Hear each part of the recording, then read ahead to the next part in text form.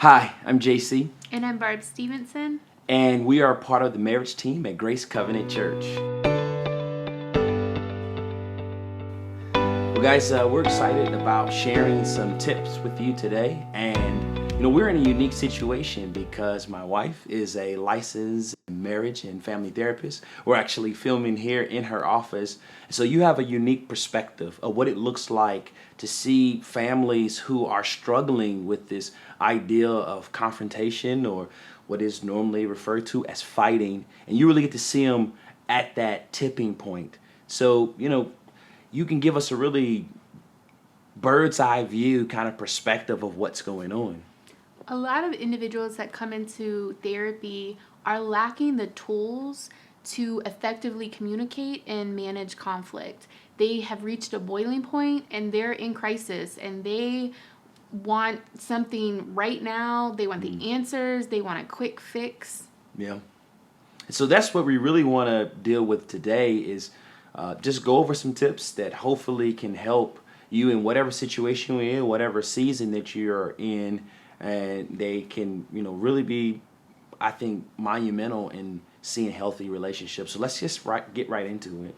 Sure. The first tip is to ask yourself, why are you upset? Really take time to process your feelings and to really think about what you want to talk with your spouse about. Yeah, that's really good. And that leads into the second tip, which is, think about your goal that you're trying to accomplish.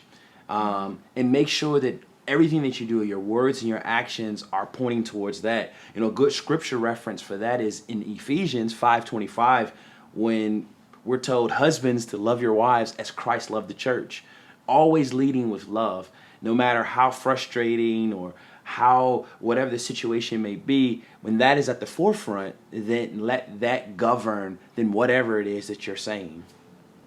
Definitely.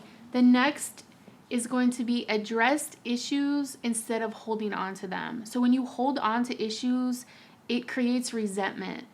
It's very important to discuss one issue at a time and not all the issues that you're thinking in that moment. And face to face, I have a lot of couples that want to text each other and want to call each other on the phone and email, and they say, it's intimidating to really talk face to face. And I encourage them, write down your ideas, create an outline, but take it with you and talk to them face to face. Yeah, and I think a lot of times why people are holding it in is because this idea of timing. We don't know as a man, if things are going great, I don't know if I want to bring things up then. And if things are going bad, I know I definitely want to bring them up. But really, it's having the right timing. And it's probably best to bring it up in those times where you're more receptive. And so that's generally going to be when times are a little bit better.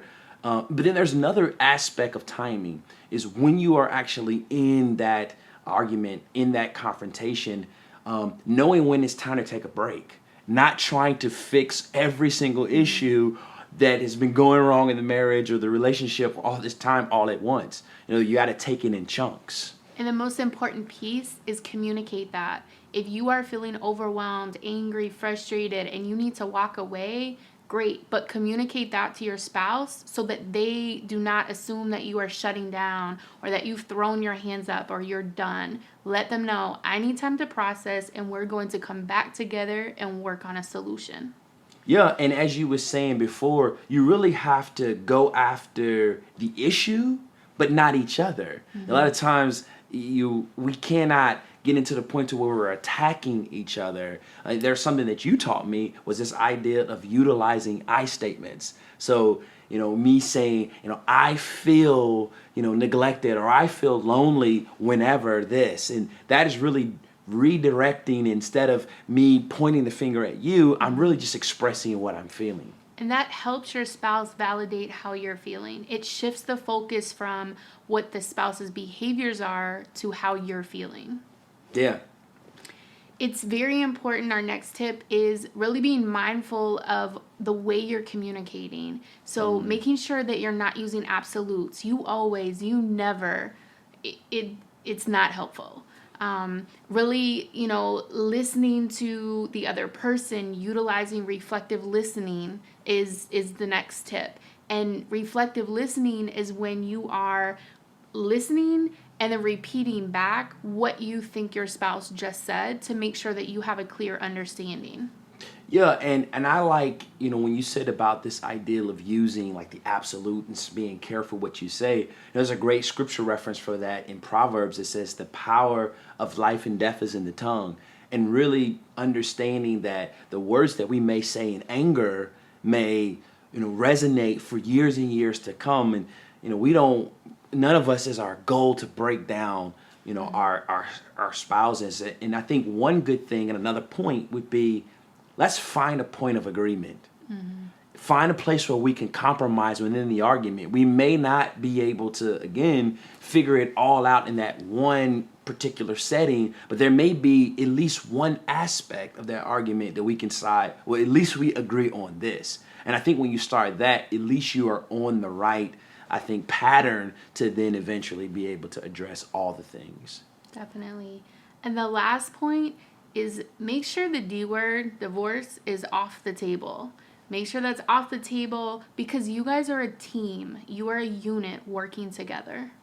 Yeah, one of my favorite scriptures is this idea. It's in Matthew 12:25, and it says that a house divided against itself cannot stand. Other translations refer to it as a kingdom. I like to think of our home as our tiny little kingdom. I'm the king, you're the queen. And when we get married, this ideal is we want to see our kingdoms flourish. And whenever we think of it as that way, realizing that we're not on opposite sides fighting each other, but we're on the same side fighting together. When we do that and we're intentional, we can really, live out what God has designed really from the beginning of time, even with Adam and Eve, is that we can go and be fruitful and multiply and be able to share the knowledge and the love that God has given us, not only for us, but to our families, but to our community. And I think at a time that we're in now, our communities need to see healthy marriages. They need to see what love looks like and what better way to do it than to start in our own home. So I hope something that we talked about today inspired you, motivated you. And remember, you can always reach out to our marriage team.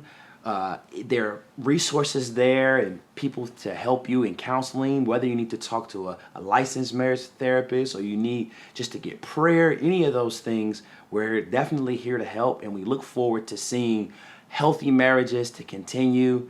And remember this, always, love is a decision.